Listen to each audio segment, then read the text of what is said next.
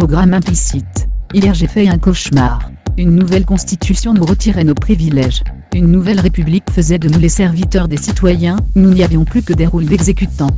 Heureusement ce n'était qu'un cauchemar. N'empêche j'en ai encore des sueurs froides. J'y ai vu un peuple nous renverser en bout dans les urnes, les mécanismes de culpabilisation de l'objecteur de conscience s'effondrer. Ils n'avaient plus peur, ils avaient compris qu'ils pouvaient participer en s'abstenant, que personne n'allait récupérer le message sans équivoque, qu'ils feraient passer en ne se déplaçant pas, tout du moins sans se ridiculiser. Ce message est évident, il faut changer les règles du jeu, nous ne vous cautionnons plus. C'était un cauchemar horrible. Il me poursuit depuis et me ronge.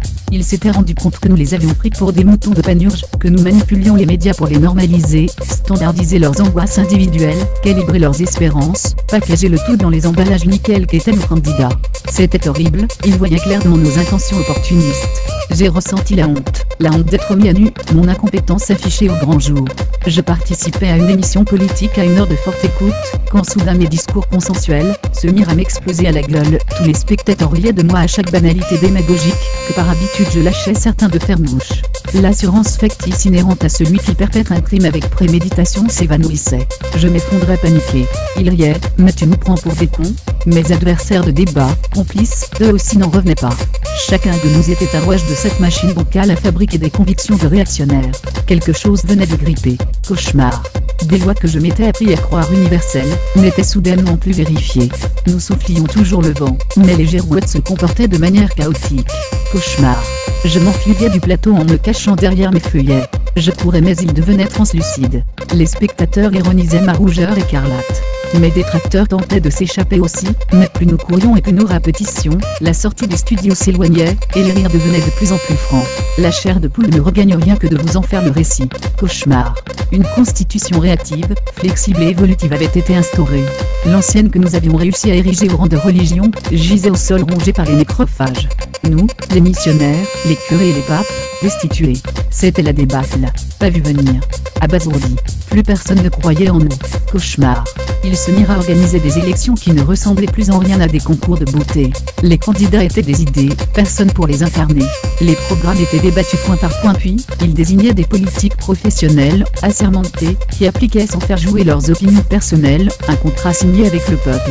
Les nouvelles technologies de communication avaient trouvé un écho dans toute cette mouvance. Elles allaient permettre petit à petit de tendre vers une réelle démocratie, sans représentation.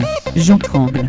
Excusez-moi de vous faire partager mes angoisses existentielles, mais je vous rappelle qu'au-delà de mon esprit torturé, cette menace commence à se profiler dans notre réalité.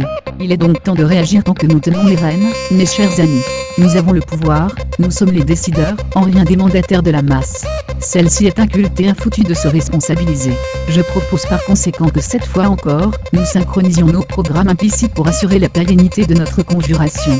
En priorité bien sûr, comme d'habitude, notre plus grand pouvoir, celui qu'on ne nous a pas encore retiré, l'éducation nationale. Nous les formons depuis l'enfance à ne voir qu'une seule réalité pour ne pas se rebeller de leurs conditions de représenter. Ils se contentent des miettes par la suite une fois bien dressés. Nous leur dispensons le catéchisme, nous bornons à tout jamais leur vision du monde, pour légitimer notre position dans le système. Cela doit durer. Il faut même le renforcer. Officialisons de nouveau les cours d'instruction civique, l'esprit citoyen se perd. Il faut conforter leur acceptation de l'existence de certitudes immuables. Charger les programmes. Ils seront élevés comme des oies, choyés et gavés pour notre confort. Et chaque connaissance qu'ils ingurgiteront de manière non critique, sera un barreau de plus à leur cage dorée. Ghettoisons-les. Ils aiment la chaleur humaine et les compagnons d'infortune. Perpétuons nos fractions et frictions de façade, nous leur renverrons leurs reflets. Qu'ils nous aiment ou qu'ils nous haïssent, pourvu qu'ils s'intéressent à nous. S'ils s'ennuient, prenons bien soin que ce soit toujours à plusieurs. Jamais seul. C'est bien trop dangereux. L'ennui est une énergie monumentale. Ils ne s'en doutent même pas, ils ont bien retenu la leçon. L'ennui induit l'exploration personnelle de l'univers, l'ennui induit le doute et la remise en cause. Tissons des liens sociaux forts, canalisons leur potentiel de réflexion, pour qu'ils œuvrent dans notre direction, et que le peuple voie en la politique la solution de tous ses soucis.